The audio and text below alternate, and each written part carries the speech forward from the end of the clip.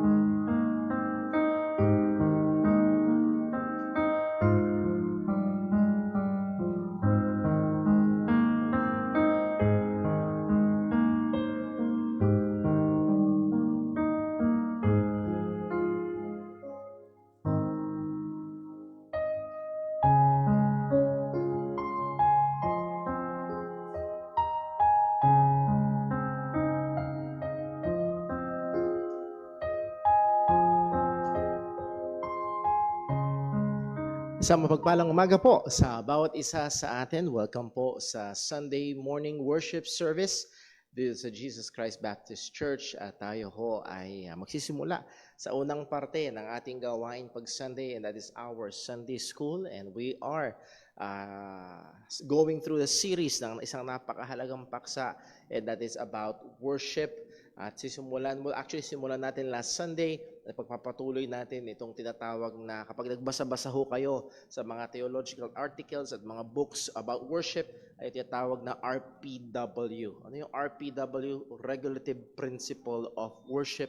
At mamaya makikita po natin yaan kung gaano ito kahalaga at gaano ito seryoso. So tayo ho ay magsimula. Dinigyan natin ang ating tagapagpaawit upang tayo pangunahan sa pag-awit ng isang napakagandang awitin ng pananampalataya, Saved by the Blood.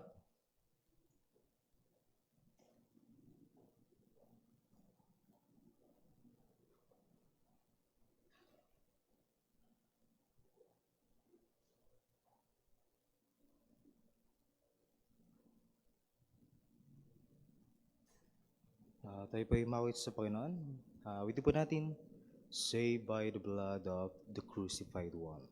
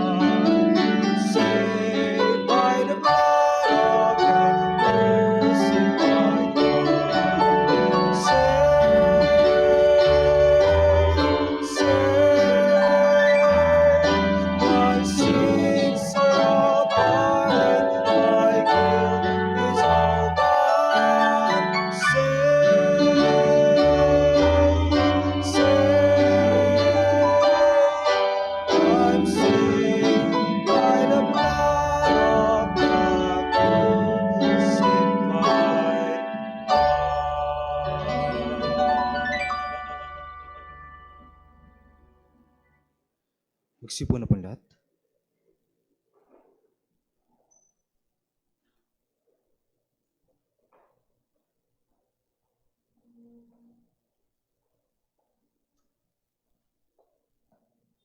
Amen. Purihin pong Panginoon. At again, yan ho ay naglalaman ng isang napakahalagang katotohanan ng ating pananampalataya, ng ating kaligtasan na isa pamamagitan ng ating Panginoong Heso Kristo lamang. As we have said, we'll be continuing our study about worship.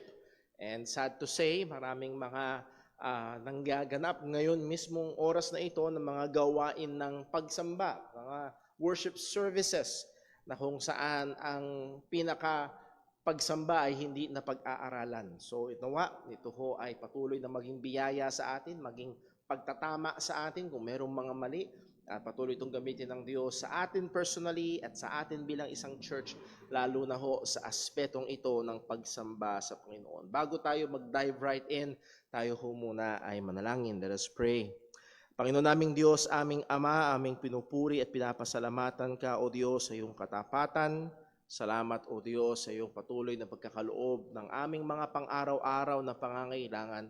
Pero higit dito, O Diyos, kagaya ng aming inawit, binigay mo ang iyong bugtong na anak at siya ang namatay sa Kalbaryo. Tumigis ang kanyang dugo bilang pambayad sa aming mga kasalanan. Kung kaya tunay kami ay merong kaligtasan sa pamamagitan ni Kristo. Tawa, Panginoon, tulungan mo kami na lumakad sang-ayon sa katotohanan ito at gayon din ang aming pagsamba, Panginoon, as we have studied ay nagiging katanggap-tanggap lamang sa iyo sa pamamagitan ng aming Panginoong Jesus. Ama, bigyan mo kami ng patuloy na karunungan, bigyan mo kami ng liwanag, bukas na puso't isipan.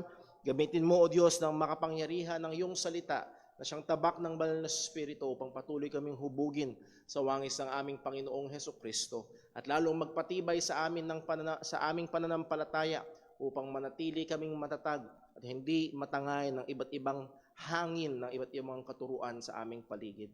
Muli, O Diyos ko, kung patuloy na maluwalhati, ingatan mo po kami, tulungan mo kami.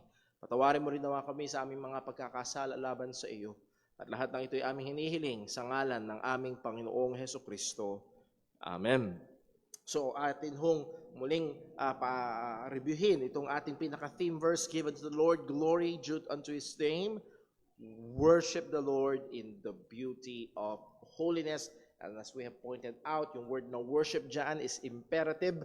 Hindi yan suggestion, hindi yan advice. Ang pagsamba sa Panginoon ay utos ng Diyos sa lahat ng kanyang mga nilikha. We studied about Jesus and our worship. Nag-aralan din naman natin yung theology and doctrine and our worship. And then pinag-aralan din natin yung our skills sa atin hong pagsamba. And then also we looked at the subject of what we do when it is not Sunday. When we are not gathered together, sa ating corporate worship, ano yung ginagawa natin? Ika nga mula Lunes hanggang Sabado at ang koneksyon nito sa ating pagsamba sa Panginoon. As a challenge, our daily lives should be examples of worship and an adornment of the truths we proclaim. Ang ating mga pang-araw-araw na buhay ay dapat maging ehemplo ng pagsamba sa Panginoon at palamuti sa mga katotohanan na ating inihahayag at sinasampalatayanan. So, hindi kadustahan, hindi karungisan na particularly ng Ebanghelyo, kundi palamuti sa Ebanghelyo nawa ang ating mga buhay. Now, ito ho yung ating sinimulan last Sunday at itutuloy natin ngayon hanggang sa susunod pa. What we do in our worship. So, una pinag-aralan, what we do when it is not Sunday. Ngayon naman, dako na tayo, Sunday na. Magtitipon-tipon na tayo, magsasama-sama na tayo, what we do in our worship service. When we come together, at ang utos nga ng Panginoon, huwag pabayaan ang ating mga pagtitipon. Well, ano ba ang gagawin natin doon sa mga pagtitipon na yon? And the issue is this, how is God to be worshipped in the gathered church? So muli, hindi yung personal na worship natin sa Panginoon na dapat ginagawa natin araw-araw, saan man tayo naroroon. Pero yung pagtitipon natin tuwing araw ng Diyos, tuwing araw ng Panginoon na ibinukod niya para sa kanyang sarili. So how is God to be worshipped in the gathered church? What elements may we justly include in our worship? Ano ba yung mga elemento na dapat nating ihalo? Naalala ko ho, may patalastas ang isang brand ng gatas, evaporated milk.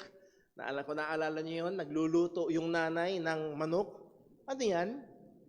Sabi ng nanay, pininyahang manok. Ano nung tanong ng bata? Ba't may gatas? Naalala niyo yung patalastas na yun? At sana, sa atin hong pagsamba, ba't may ganito? Bakit meron ito? Yung mga elemento ng ating pagsamba. At mamaya, as we will point out, nawa ang sagot natin kasi yun ang nasa salita ng Panginoon. Hindi dahil, yun na yung kinalakihan eh. Yun na yung kinagisnan. Yun na yung tradisyon. So atin hong balik-aralan, yung pinag-aralan natin last Sunday, prevailing positions, ano ba yung mga kasalukuyang namamayani ng mga pananaw pagdating sa paglalahok ng mga elemento sa gawain ng pagsamba. Yung iba, ang pananaw nila, complete freedom, do whatever works for you to experience or feel God. Malaya kang gawin ang gusto mo, basta it works for you. Basta ma-feel mo si Lord.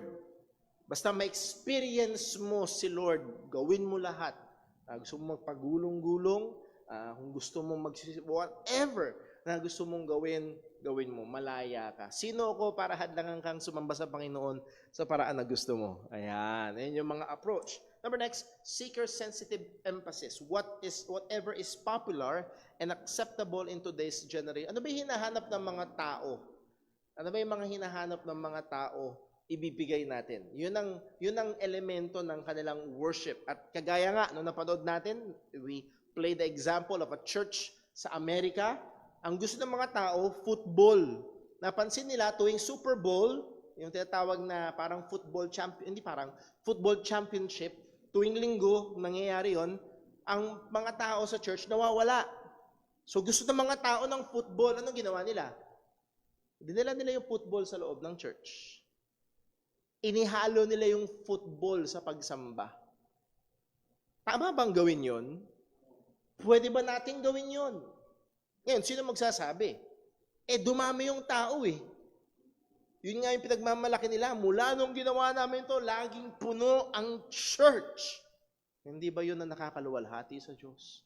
Na ang church ay puno ng mga nagpupuri sa Panginoon. Ayan. So, seeker-sensitive, whatever works, whatever is acceptable, whatever is popular, yun ang ibinibigay. Number next, normative principle. Ito yung madalas makikita natin sa paligid. Whatever is not expressly forbidden in Scripture may be done rightfully. Basta hindi pinagbabawal. Hindi naman pinagbabawal ito, hindi naman pinagbabawal yun, pwedeng gawin. Okay? Hindi naman pinagbabawal yung mag-break dancing sa loob ng church. Hindi naman pinagbabawal yun, so pwedeng gawin. Ayan. So, muli, yun yung kaparaan, yun yung approach nila. Sa Bible na bawal yan. Hindi naman pala bawal, hindi gawin natin. Yun yung approach. Number 4, the sincere heart approach. At ito yung yumayakap dito sa unang tatlo. Basta sincere ka. Kasi ang mahalaga sa Diyos ay, ano daw? Puso. Mahalaga ba sa Diyos ang puso? Yes, pinag-aralan natin yun. Ang sabi ng Panginoon, ang mga taong ito'y lumalapit sa akin sa kanilang bibig, ngunit ang kanilang puso ay malayo sa akin. Mga ipokrito, sabi ng Panginoon. So mahalaga sa Diyos ang puso. At yun yung sinentruhan nila. Mahalaga ay puso. Basta sincere ka, ito ay katanggap-tanggap sa Panginoon na pagsamba. Well, ito ba ang sinasabi ng salita ng Diyos? Observation from Israel's worship na tignan natin noong nakaraang Sunday, Deuteronomy chapter 12, verse 11. Then there shall be a place which the Lord your God shall choose to cause his name to dwell there. Thither ye shall bring all that I command you. Okay? Pipili ang Diyos ng lugar na kung saan ilalagay niya ang kanyang pangalan. That means, doon ang presensya ng Diyos, doon ang lugar ng pagsamba sa Panginoon, at ang sabi, doon nyo dadalhin lahat ng aking inutos sa inyo. KKB ba? Kanya-kanyang dala ng gustong dalhin? Hindi. Kung ano yung inutos ko sa inyo. Your burnt offerings and your sacrifices, well, ang gusto kong sunugin alimango. Alimango ang gusto kong sunugin. Pwede ba yon? Mahal yun, Brother Paul, mahal. Hindi pwede kasi hindi yun kasama sa mga sinabi ng Diyos. Inutos ng Panginoon. your tithes and heave offerings of your hand, and all your choice vows which ye vow unto the Lord. Deuteronomy 12:32. What things soever I command you, observe to do it. Ano man ang mga bagay na inutos ko sa inyo, yun ang gawin nyo. Okay? Thou shalt not add thereto, nor diminish from it. Please notice, ang context nito ay ang pagsamba sa Diyos sa lumang tipan. At ang sabi ng Panginoon patungkol sa pagsamba sa Kanya ay ito, kung ano man ang inutos ko sa inyo, gawin nyo. Huwag kayong magdadagdag, huwag kayong magbabawas. Okay? May kahigpitan. Point, itong punto. Doing what is positively commanded or prescribed by God in His Word is the key to offering acceptable worship to Him. Saan na nakuha nyo? Hina-highlight natin. Bring all that I command you. Sa verse 32, what things soever I command you, observe to do it.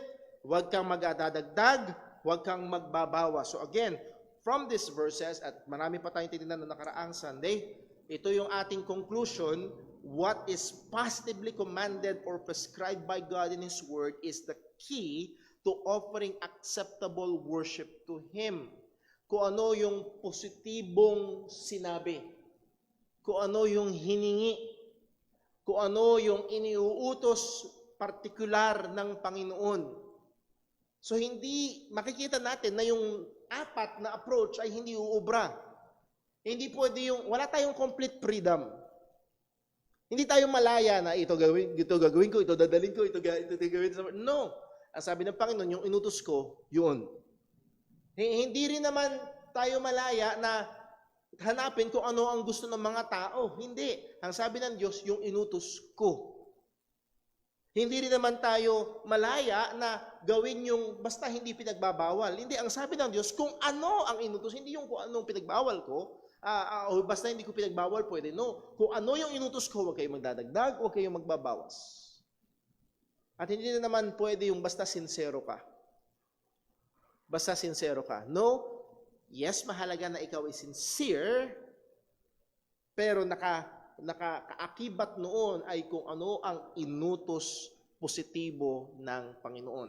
Sana nasusundan ho natin. That means, hindi tayo malaya na gawin yung gusto natin pagdating sa pagsamba. Hindi tayo malaya na maglahok ng, halimbawa, magluluto ka ng adobo. Okay? Lagyan mo ng patatas. Malaya kang maglagay ng carrots. Gusto mo lagyan ng pinya, yung adobo. Ito, gusto mo paghaluin mo CPA. Ang CPA, chicken pork adobo. Ano ko? Chicken pork. Gusto mo 'yon? Gusto mo medyo mas ma-extend pa, lagyan mo ng mushroom yung adobo. Extend pa, dagdagan mo ng itlog ng pugo. Malaya ka bang sino ko para pigilan ka dun sa adobo mong gusto? Tama? Pero mga kapatid, pagdating sa pagsamba, wala tayo ganong kalayaan para lumapat sa panlasa natin. Teka muna, sino ba ang aalayan? Tayo?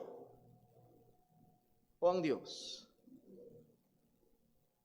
So, bakit yung panlasa natin ang hahanapin natin? Hindi ba dapat kung ano ang hinihingi ng Panginoon? Halimbawa, merong tao sa restaurant, ikaw ay may-ari ng restaurant, may dumating na customer at umorder siya ng burger. Ang sabi mo, well, tingin ko ang bagay dyan sa taong yaan ay pizza. Binigay mo yung pizza. At sinabi mo sa kanya, talagang binigay ko ang buong puso ko sa paggawa ng pizza. May problema. Maaaring masarap yung pizza, pero ang order niya ay burger. Again, all of these are but illustration at may kakapusan ng mga ilustrasyon na ito. Pero I hope you're getting the point. Gaano man kasarap, gaano man kasensero, kung hindi yun ang hiningi ng Panginoon, hindi tayo malaya na ilahok sa gawain ng pagsamba.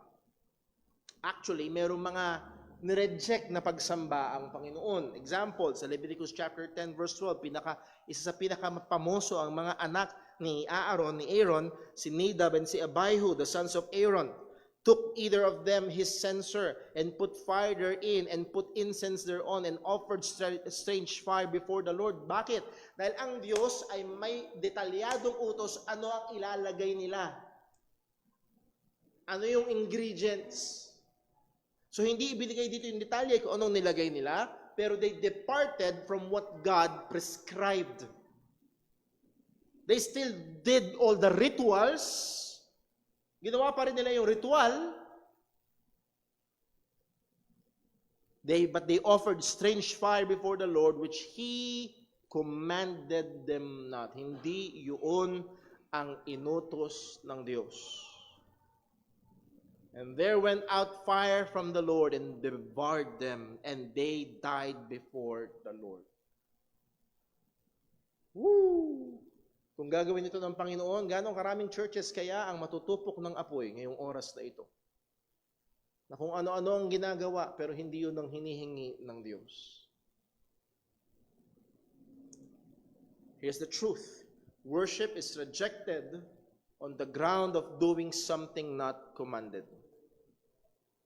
Isa sa makikita natin sa salita ng Panginoon, ang isang gawain ng pagsamba sa Diyos ay hindi tinatanggap ng Panginoon kapag ginagawa ang isang bagay na hindi inutos ng Diyos.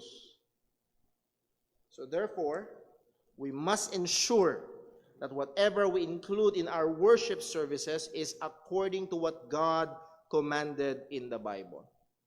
Kailangan nating tiyakin na anuman yung ating ginagawa tuwing panahon ng pagsamba, ito ay sang-ayon sa inutos ng ating Panginoon. We can go to the Bible and look at the Bible. Well, ito ang sinabi ng Bible, kaya natin ginagawa ito. Kaya tayo merong ganito. Dahil ito ang sinabi ng salita ng Diyos. Now, because of that, pupunta tayo dito sa paksa na ito, Sola Scriptura and our worship. Sola Scriptura and our worship. We've seen the general consensus of the Bible concerning worship. Ano ba yung general consensus? Doing what is positively commanded or prescribed by God in His Word is the key to offering acceptable worship. And doing things not prescribed by God is not acceptable worship. Ang katanggap-tanggap na pagsamba sa Diyos ay gagawin natin kung ano yung inutos niya, at hindi katanggap-tanggap sa Diyos yung pagsamba na hindi sang-ayon sa hinihingi niya. Ito yung general consensus from Old Testament to New Testament. I-define natin, nabanggit natin ulit yung salitang Sola Scriptura. Kung nandito ho kayo sa nagsimula tayo noon last year pa, pinag-aralan natin ito sa ating 5 solas. Anong definition natin ng Sola Scriptura? Ang Biblia lang ang pangunahin at pinakamataas or ultimate na otoridad natin. Hindi ang Pope, hindi ang Church, hindi ang mga tradisyon ng Church o mga Church Councils, at hindi rin ang pastor ang pinakapangunahing otoridad. Lalo pa ang mga personal na pahiwatig o pabago-bagong damdamin natin, kundi ang Biblia lang. Ang ibang mga sources of authority ay meron namang importanteng role to play. Again, hindi Biblia lang ang otoridad. Pag sinabi natin Biblia lang ang otoridad, kasi nungalingan yun. Kasi ang Diyos ay nagbigay ng mga magulang na otoridad. Nagbigay ang Diyos ng mga elders sa church na otoridad. Utos sa atin sa Romans 13, magpasakop tayo sa gobyerno dito sa lupa. Otoridad yun. Pero among all of these authorities, there is this one authority that rules over all. That is above all. That is the ultimate authority. That is the Scriptures. The Scriptures. Ang iba nga ay ang Diyos mismo ang nagtalaga, tulad ng otoridad ng church elders, otoridad ng gobyerno, otoridad ng mga magulang sa anak. Pero ang Biblia lang ang pangunahin at pinakamataas. Anong isang implikasyon noon? Kaya naman, kung alinman sa ibang pang mga otoridad na nabanggit ay lumihis sa tinuturo ng Biblia, dapat silang husgahan sa pamamagitan ng Biblia at tanggihan. Okay? Halimbawa, merong senador na nagpo-promote ng polygamy. Gusto niya ng batas na pwedeng 2 hanggang 3 ang pwedeng asawa.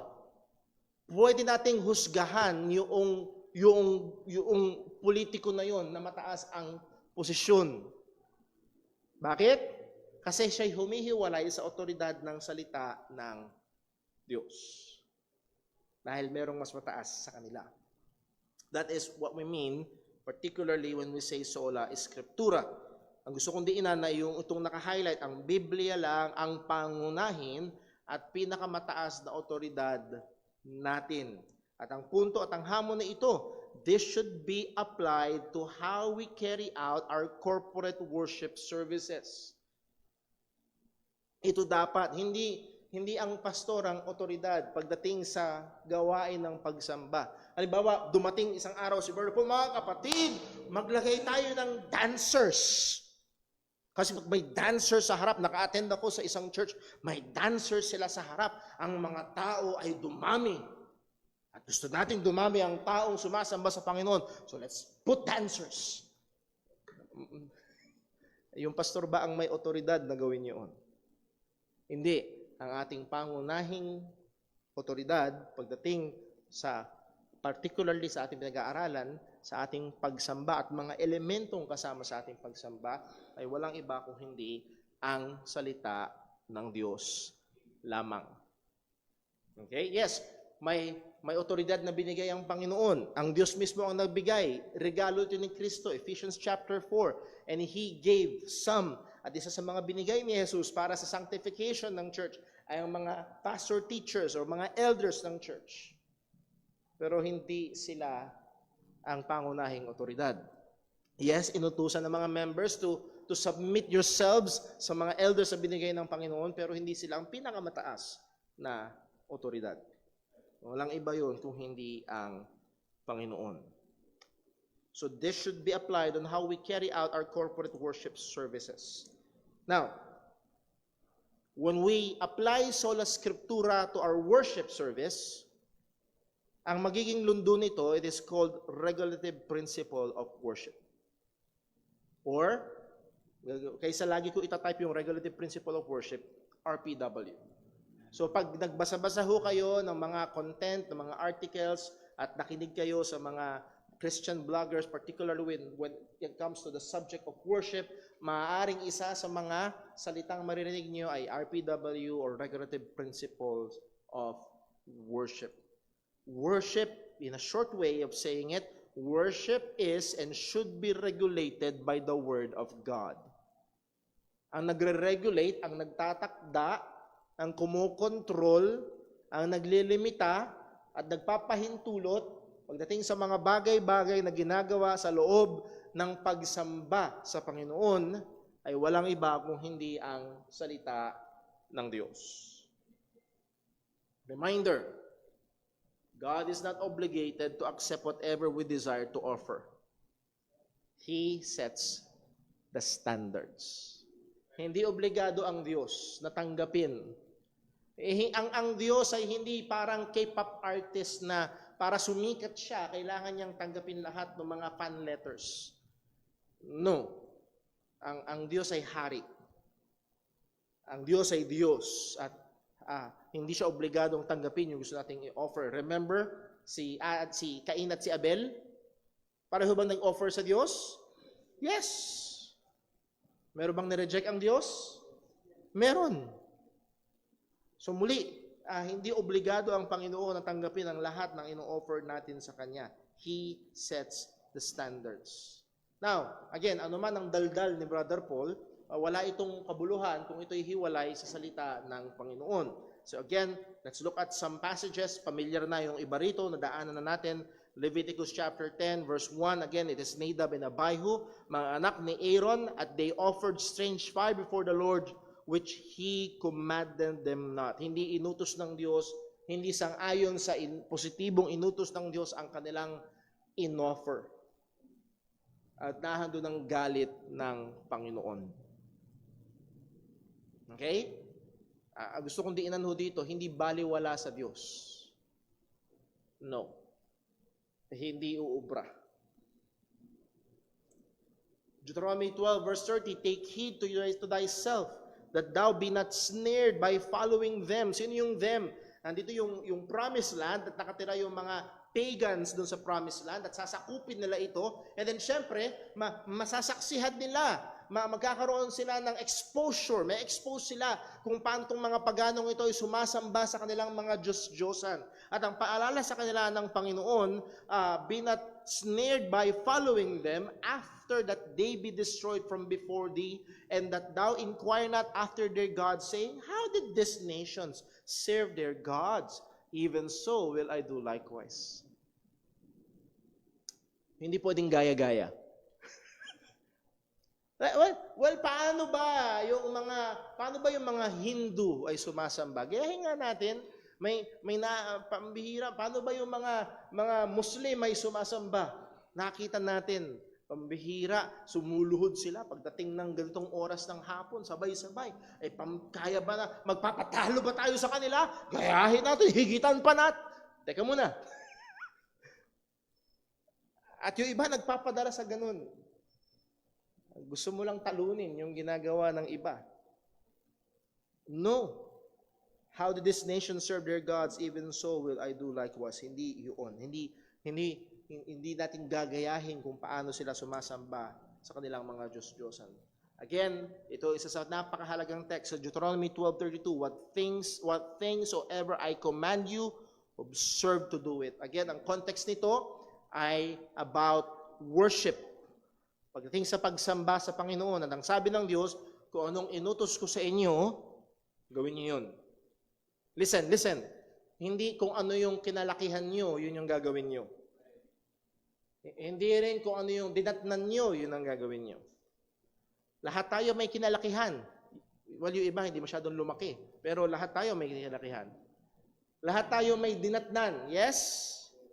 Lahat tayo na-expose sa tradisyon. And mind you, hindi Katoliko lang, maging ang mga Baptist ay may mga tradisyon.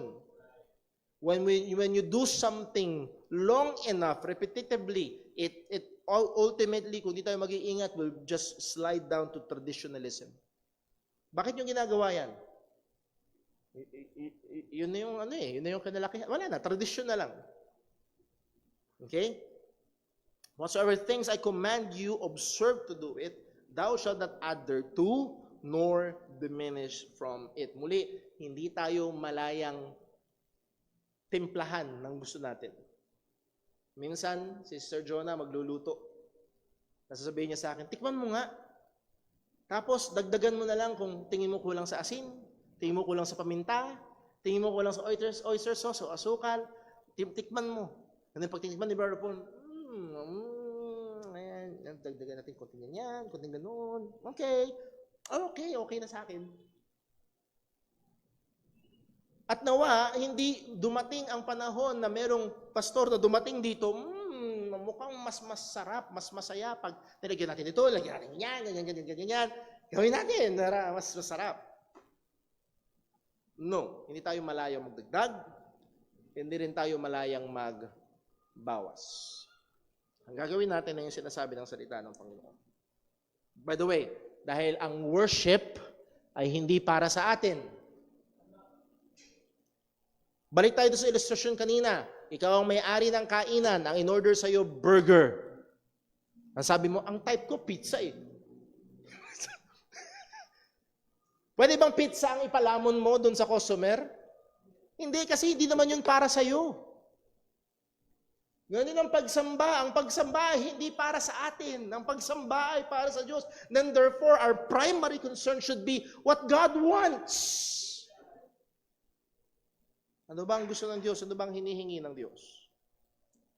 John 4 verse 24 sa New Testament, ang sabi, God is spirit and they that worship Him must worship Him in spirit and in what? Truth. Nakabase, nakatungtong sa katotohanan. Lastly, sa Matthew 15 verse 8, ang sabi ng ating Panginoong Jesus, this people draweth nigh unto me with their mouths and honoreth me with their lips, but their heart is far from me. Ang sabi niya, in vain they do worship me. May mga pagsamba na oo, quote and unquote, pagsamba sa Diyos, pero walang kabuluhan. Hindi katanggap-tanggap. Ayaw ng Diyos. Actually, kasalanan sa Diyos. At dito particularly, ang sabi ng Panginoon, teaching for doctrines. What? The commandments of men. Ang kanilang inuuna ay ang mga kautusan, katuruan ng tao at hindi ang katotohanan ng Panginoon. Now, with regards to the regulative principle of worship, let me read. Medyo mahaba-haba at Old English ang sinabi ng kilalang theologian na si John Calvin. Sabi niya, we may not adopt any device, particularly ang context ng kanyang sinasabi is in the worship service. We may not adopt any device in our worship which seems fit to ourselves, but look to the injunctions of Him who alone is entitled to prescribe. Therefore, if we would have Him approve our worship, this rule which He everywhere enforces with the utmost strictness must be carefully observed. God disapproves of all modes of worship not expressly sanctioned by His Word. Now, kung kabilang ko kayo na sa unang basa, Tagalogin natin. Brought to you by Google Translate. Hindi natin dapat gawin ang anumang pamamaraan sa ating pagsamba na tila angkop sa ating sarili. Ngunit tingnan ang mga utos niya o utos ng Diyos na siya lamang ang may karapatang magtakda. Sa makatwid, kung ibig nating tanggapin niya ang ating pagsamba, ang alituntuning ito na kanyang pinatutupad sa lahat ng dako ng may pinakamatinding kahigpitan, ay kailangang maingatan na sundin. Ano yung alituntunin na yun? Hindi sinasang-ayunan ng Diyos ang lahat ng uri ng pagsamba na hindi espesipikong pinahihintulutan ng kanyang salita. Pag hindi sangayon sa salita ng Diyos, hindi kasama, hindi uubra, at hindi katanggap-tanggap na pagsamba. So, hindi tayo malayang magdagdag. Hindi rin tayo malayang magbawas. Isa pang lumang theologian, si William Cunningham, sabi niya, it is unwarrantable and unlawful to introduce into the government and worship of the church anything which has not the positive sanction or approval of Scripture. Muli, hindi tayo malayang magdagdag pagdating sa pagsamba sa Panginoon. May sumubok sa lumang tipan, pinatay sila ng Diyos. Hindi tayo malaya. Sabi ni John MacArthur, sola scriptura, the sufficiency of Scripture. If we believe na sapat ang Scripture, then sapat ang Scripture to give us information na how should we worship God. Sapat ang salita ng Diyos para hindi natin kailangan mag-survey sa lipunan kung paano dapat idaos ang pagsamba. Hindi natin dapat hingan ng payo yung mga latest guru at mga experts kung paano natin dapat, because we believe that the Scripture is sufficient. The sufficiency of Scripture ought to spur us, to arise us, to keep reforming our churches. Patuloy ang pagbabago. Di ba? Nakapansin niyo ho, yung may mga binago tayo sa ating gawain ng pagsamba, may mga nire-arrange tayo, may mga inalis tayo, may mga hinighlight tayo pagdating sa ating pagsamba to regulate our worship according to biblical guidelines and to desire passionately to be those who worship God in spirit and in truth. We must desire passionately. Gusto ko na ang aking pagsamba ay katanggap-tanggap sa Panginoon. Now, pagdating sa application, we must be willing to put our worship services and all its different parts under the test or scrutiny of the Scriptures. Kailangan maging willing tayo. Kumbaga, para kang dadaan sa airport x-ray. Nasubukan nyo na ba yun? Dadaan kayo sa airport x-ray, yung bagahe nyo, ilalagay nyo doon, and titignan nila, meron bang kontrabando? Meron bang pinagbabawal? Mamaya may dala kang AK-47 na handoon sa Armalite. May dala kang baril na handoon sa bawal yun.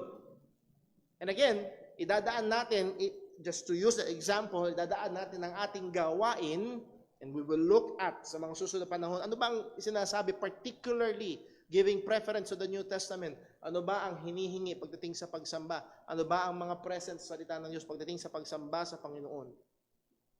So we must be willing to put our worship services and all its different parts under the test of Scriptures. Hindi siya sa test ng culture, hindi sa test ng preference ng pastor o ng mga influential members ng church, kundi sa test ng Scriptures. Our description of our worship must not be it's traditional, but rather it's biblical. Ang description sana ng ating pagsamba hindi dahil traditional.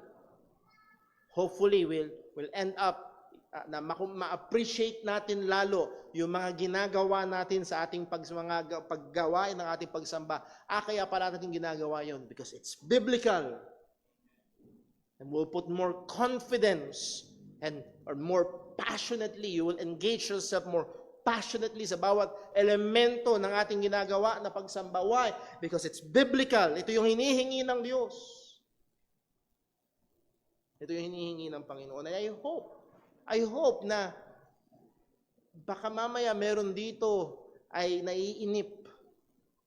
Sana ito ay mag-spark sa atin, wow, pambihira, mahal ko ang Diyos, gusto kong sambahin ang Diyos, at kahit nung una naiinip ako sa mga ganitong ginagawa sa worship service, pero dahil itong sinabi ng salita ng Diyos, I will engage in it more passionately. I hope mas ma-revive yun, makita yun, umangat yung ganong kalagayan. Example, ginawa natin sa church. Again, sabi nga John MacArthur, we must keep on reforming our church. Patuloy nating inaayos. Example, we removed, particularly dito sa atin sa JCBC, we removed the welcome announcements and greeting part from the middle of our worship service.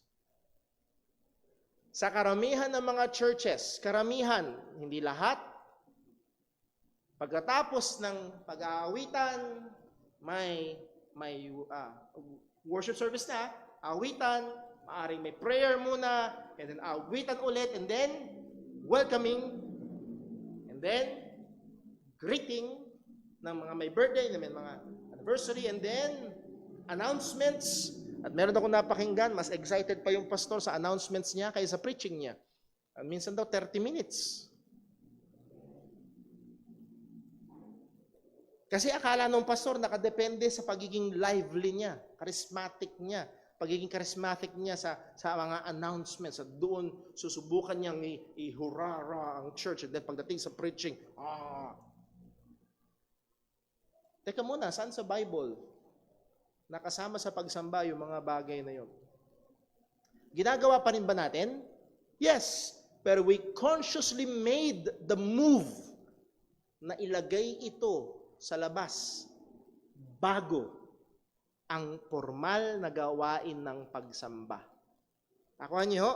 Because we realized, sinanggunin natin sa mga kapatid, pinaset natin sa church, na itong pag-welcome na ito, itong announcements na ito, ng mga programa ng church, itong mga greetings na ito, yes, it is good, maganda, as a community, as a church, pero hindi ito kasama sa mga elemento ng pagsamba. I am convinced na hindi. Pag tingnan natin ang bagong tipan, o kahit sa lumang tipan, wala tayong ebidensya. So ginagawa pa rin natin because we are a local church, kailangan natin yung mga announcements, kailangan natin yung mga pag-welcome, ginagawa. Pero consciously, we moved it outside the worship service. So kaya ho natin ginawa yun. So sana nakita nyo na, kaya pala ganun, nauuna. bago yung ating paghahanda sa pagsamba, inauna muna natin yung mga pag-welcome, pagbati, at mga announcements. Now, so, kaya doon galing yung ating move na yun. Yung naalala, pinakahuli nating ginawang pagbabago ay pinagpalit natin. Dati, una ang Bible reading, bago ang offering. Then we looked at we saw in the New Testament, I was reminded nung nadaanan natin sa Gospels na binasa ang Book of Isaiah and then nangaral si Kristo. So after the reading is the preaching. So we moved it. Again, hindi dahil mas banal tayo kaysa sa iba. Hindi dahil mas mahusay tayo. Hindi yun yung pinapakita natin. Ang gusto natin makita rito is yung ating effort, conscious effort para hubugin yung ating mga gawain ng pagsamba sang-ayon sa at kung ano ang matatagpuan natin sa salita ng Panginoon. Okay? Note, dito na lalabas yung ilang mahihirap. There will be tensions as we seek to apply the RPW. Sa mga sa mga ngayon lang kakarating lang, ang RPW is Regulative Principle of Worship. That is applying sola scriptura sa ating gawain ng pagsamba. There will be tensions. Ibig sabihin, may magkakaroon ng batakan.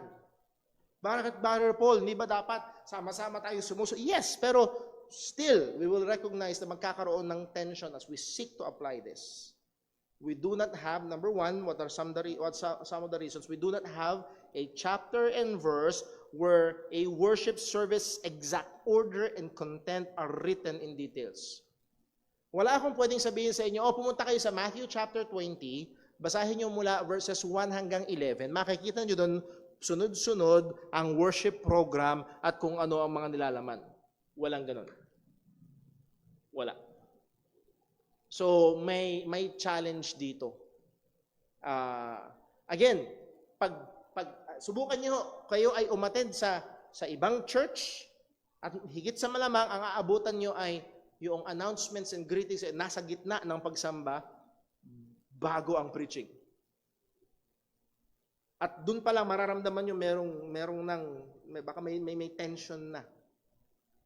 At sa ating siguro yung unang 2-3 linggo na in-apply natin yon, nakasanayan kasi natin na ganun.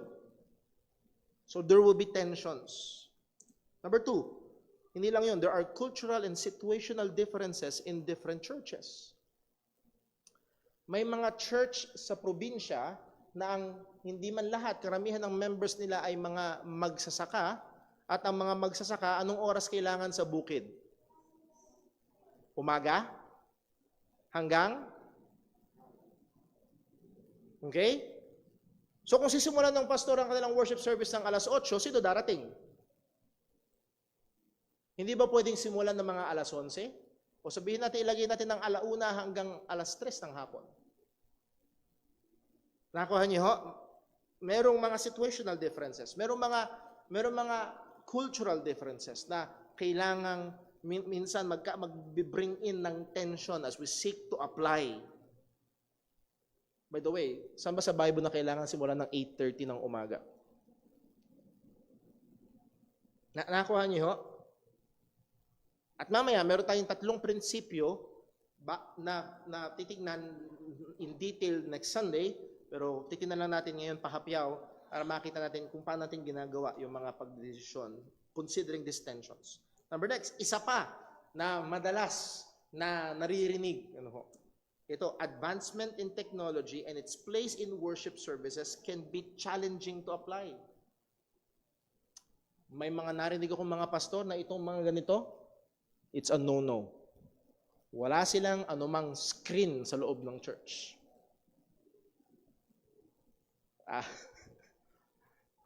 Narinig ko mismo sa isang malaking church sa Amerika, uso na iPad, Yung isang nakaupo sa harap, imbis na Bible, ang dala niya iPad, na may Bible app. Nasa harapan, present ang libong mga tao. That's not a Bible. Next week, bring a real Bible. Well, next week, meron ng ganito. Nadala-dala yung miyembro. Okay? Merong mga pag Bible app ang binuksan mo, parang hindi naman salita ng Diyos yan. Teka muna. Tingin mo ano yung binubuksan nila Pablo noon? Ganito? Ang binubuksan nila noon, ganun. At wala pang chapter and verse. Nag-develop ang technology. We have now the bounded books as we have it today.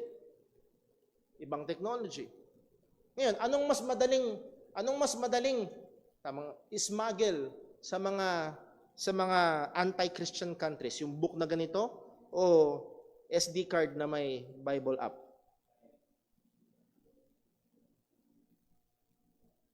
Again, yung pag-apply ng, alam nyo sa iba, napaka-unbiblical natin. Ano? Wala kayong live musician?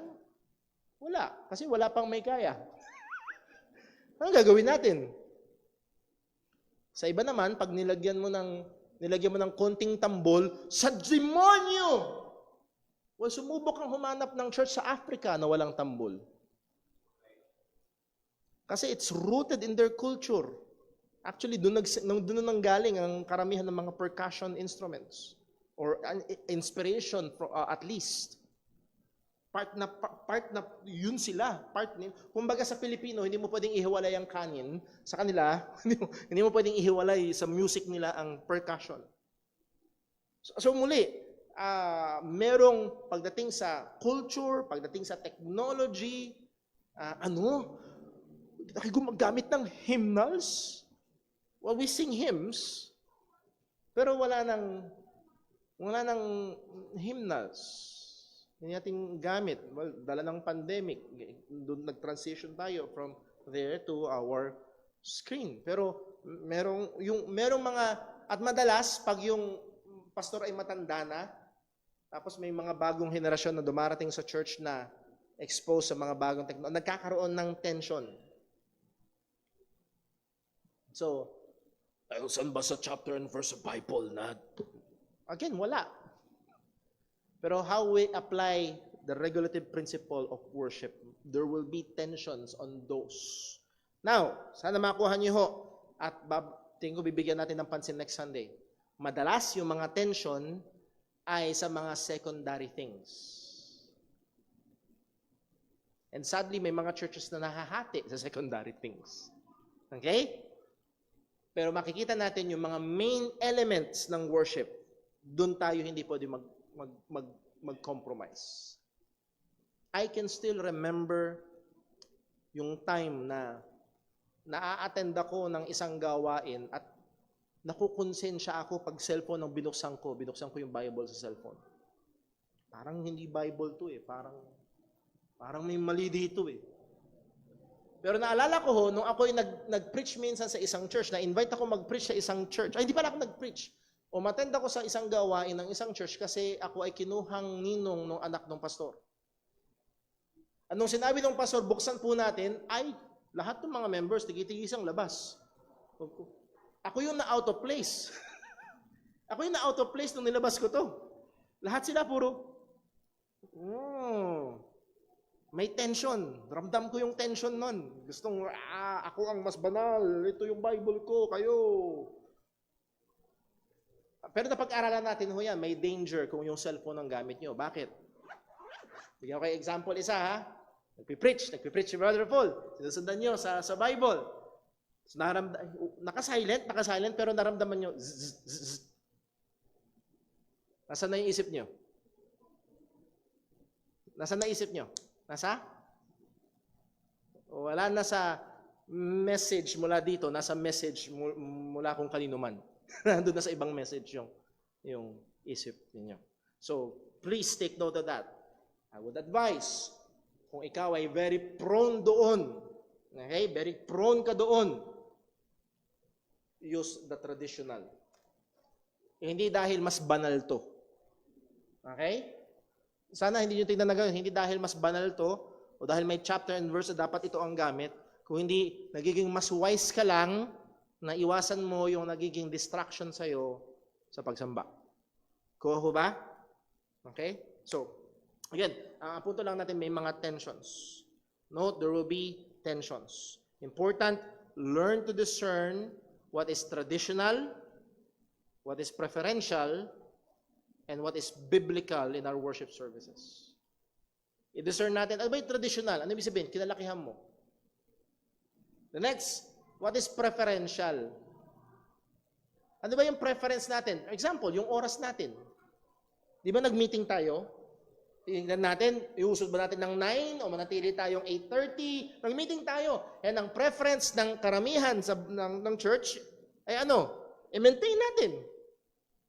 Hindi dahil merong Romans chapter 8, verse number 30, 8:30, yun ang simula natin. Hindi ganun ang ating ginawa. Well, bagamat yung iba sumusobra sa numerology, pati yung chapter and verse na hindi inspired ay ginagawang basihan. So, muli ho, merong preferential. And then what is naman biblical? May ano ba yung hinihingi ng scripture? Hindi pwedeng, hindi natin gagawin ito kasi ito ang hinihingi ng Diyos sa pagsamba. Yan. So, learn to discern. Example. Kita ulit na example. Special numbers. Pag merong baptist mula sa ibang church na upat nandito, malamang ang pakiramdam nila, parang may kulang. Kasi wala silang special number at wala silang choir. Wala silang choir.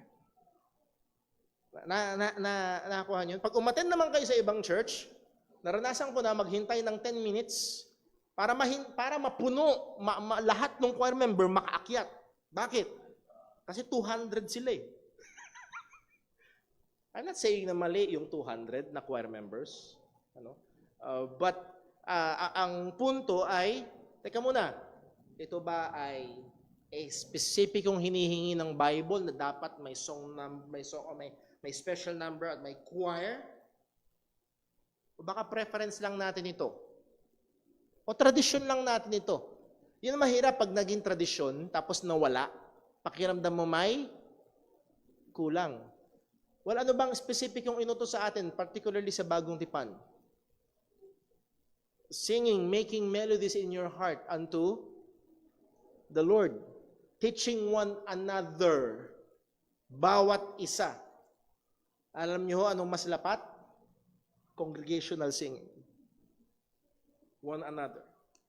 Kaya hindi yun ang inalis natin. Inalis natin yung mga bagay na, now, isang dahilan, nasabi ko na ho ito dito sa church, isang dahilan kaya inalis natin ang special number kasi ito ay very prone na maging distraction. Diba, may kumanta, sintonado, nasaan na yung attention mo? May kumanta, napakahusay. Woo! Galing! Woo! Ano yung concert? So nakita natin yung danger na ito ay maging distraction or kagambalaan sa pagsamba. So again, consciously, we decided na ito ay hindi biglaan, unti-unti ay inalis na natin sa ating gawain ng pagsamba. Now, kung napansin nyo, Brother Paul, baka lang merong magtanong, last Sunday, may kumanta rito, 3 magaganda. Tapos Brother Paul, hindi ko makalimutan yung 4 na pinakapogi nung gabi. Paano yun? Special number yun. Please notice, tinapos natin ang gawain ng pagsamba. Tinapos natin sa benediction, pagkatapos ng gawain ng pagsamba, at saka natin sila tinawag para sana maunawaan nyo, halimbawa, para makita nyo, may intensyon, hindi dahil yun lang nakaugalian. Pag may child dedication tayo, pag may children dedication, tinatapos muna natin ang gawain ng pagsamba. Bakit? Dahil ang child dedication na hindi parte ng pagsamba na hinihingi sa salita ng Panginoon.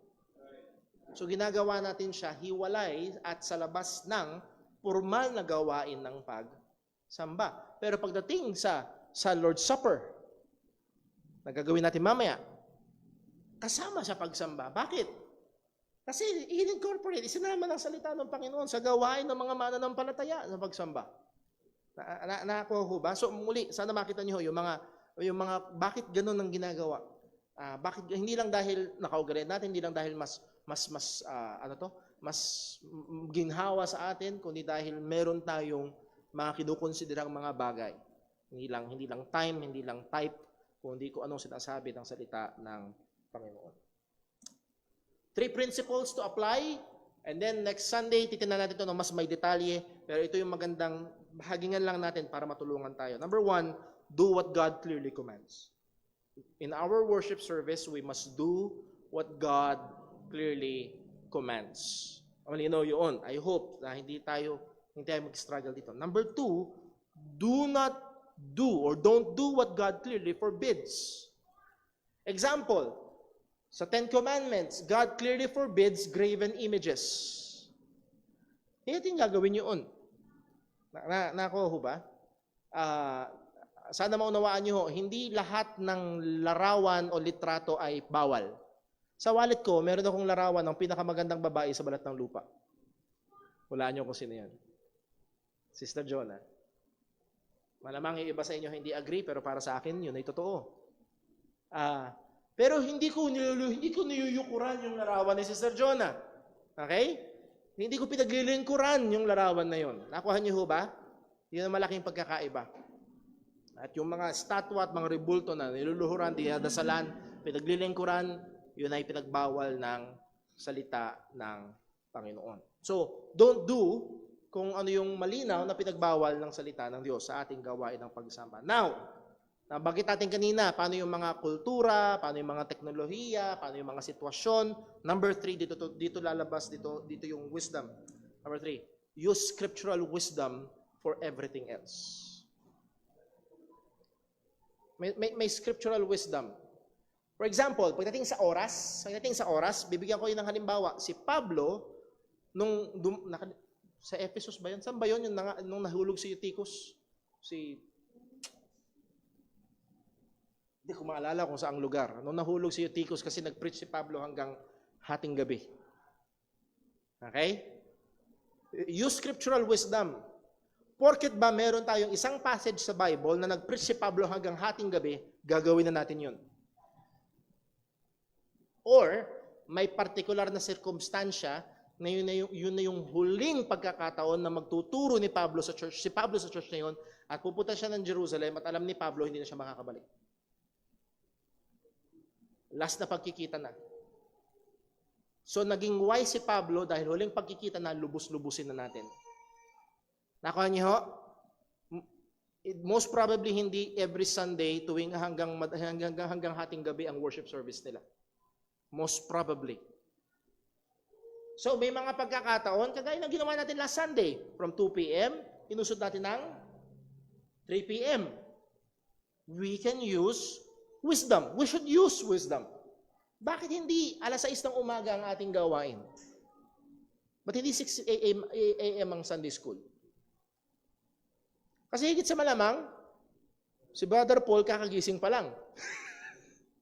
At marami sa atin baka tulog pa. Mukhang hindi masyadong wise yun. Nakakuha niyo? So sana, makakuha niyo, we must do what God clearly commands. We must not do what God clearly forbids, and use scriptural wisdom for everything else. Sa mga ibang mga bagay-bagay, gawin natin scriptural wisdom para ho sa mga ibang mga bagay na walang partikular na sinabi sa salita ng Panginoon. With that, ito matatapos ang ating lesson ngayong umaga. Meron ho bang may tanong? Question?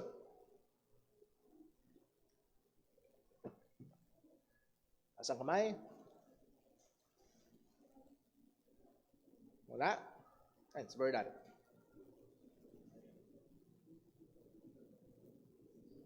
Hello, check. Hello, good morning po. Actually, marami sana akong tanong with regard sa regulative principle of worship. Pero pili na lang po ako kasi tingin ko madidiscuss din naman siya sa elements of worship. Una po, Sa New Testament church ay in particular sa 1 Corinthians chapter 14 na sa New Testament church ay merong mga nag-speak in tongues and at the same time merong interpreter. Ito po ba ay masasabi natin na part ng regulated na worship? If so, kailangan ba na gawin ng mga churches or meron ang mga churches na mga nag-speak in tongues at mga interpreter? Ayan. Kailangan na at least 2 Sunday siguro para sagutin yung tanong na yun ng may... Pero to put it simply, when it is applicable, it is regulated by Scripture.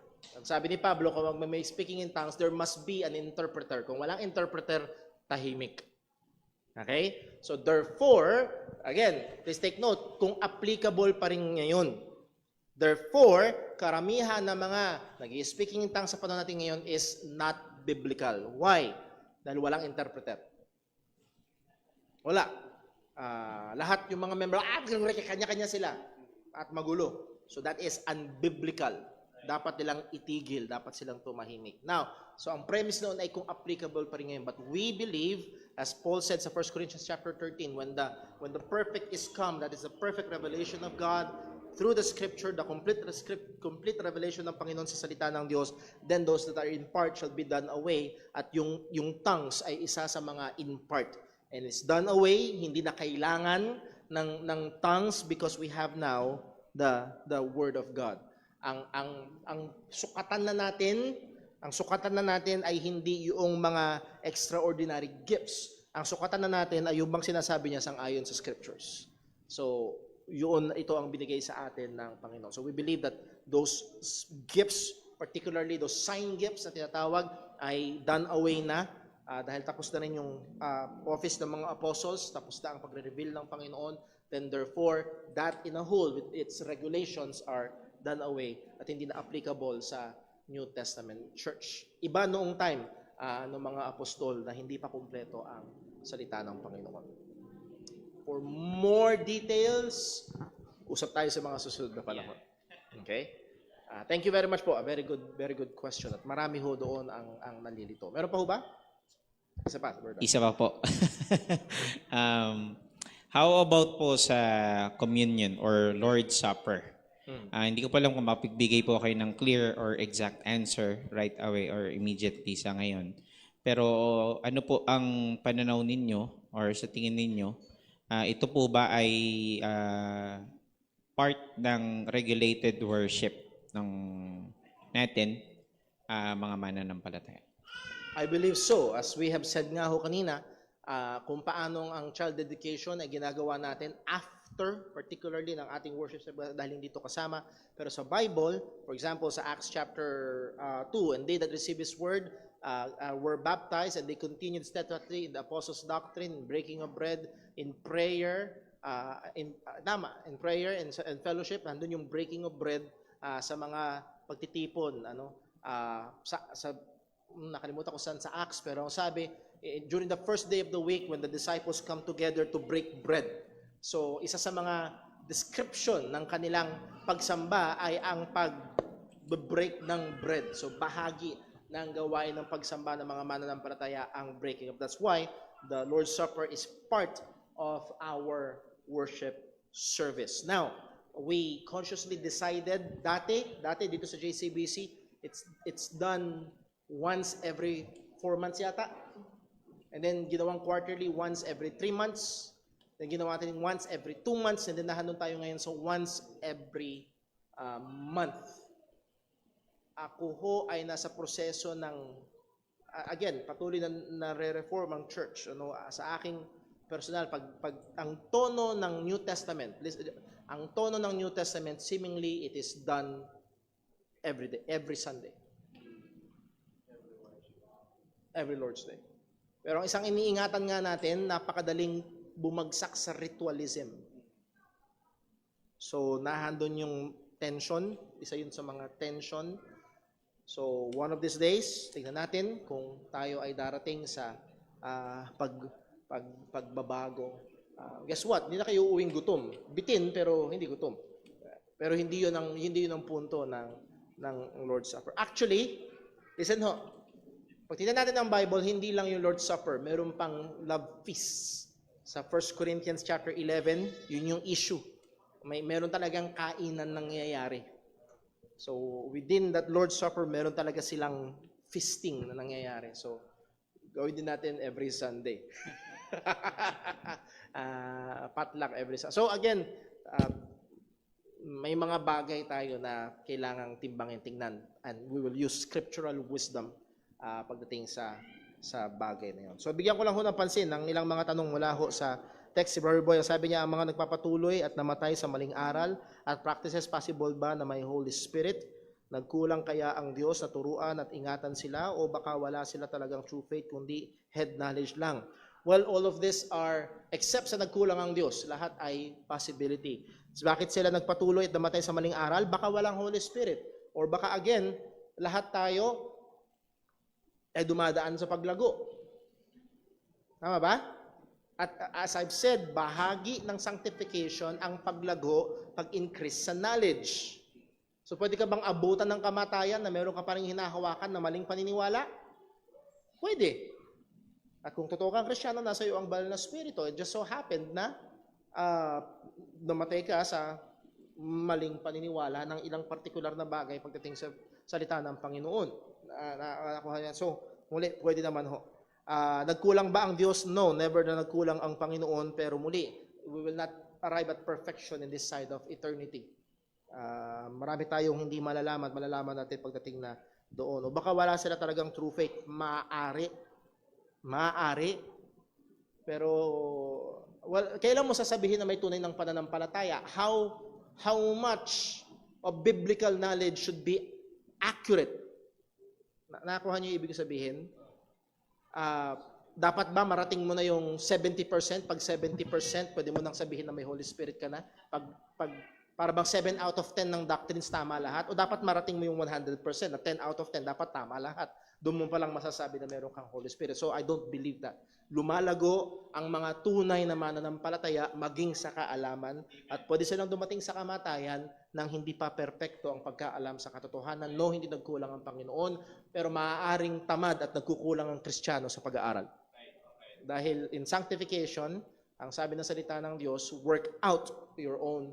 Meron tayong parte pagdating sa bagay ho na yan. Number next, yung offering nila Abel at Cain, bukal sa puso pero nireject ng Diyos dahil daw wala sa standard ng Diyos. Therefore, pag below 10% ay hindi daw acceptable. Tama ba? Well, hindi ko alam kung paano nila sorry po sa salita, pero walang saan mo ikakabit ang 10% doon sa offering ni Cain at ni Abel? Yun ay sapilitan, walang kinalaman ng tithing sa offering ni Cain at ni Abel. Wala ho. So, pag ginagamit nila yon, they're using the Bible wrongly. Number next, kung maliit na bigay lang naman daw ay, bagay. So, kung maliit na bagay lang naman daw ay pabayaan na lang kahit wala sa Bible, okay lang daw sa Diyos yun. No, hindi po. Tulad ng bawal ng pagpapantalon sa babae, bukod ang upuan ng babae sa lalaki, collection of offerings, titles of ministers, etc. Again, ang sabi ng salita, be fully persuaded in your own mind. We must be fully persuaded by the scripture kung anong sinasabi ng salita ng Diyos. May mga binanggit na mga issue dito. So again, we do not see sa Bible na bawal magpantalon ang mga babae. May mga churches na kahit matulog dapat nakapalda sayad semento ang mga babae. May mga ganun. Okay?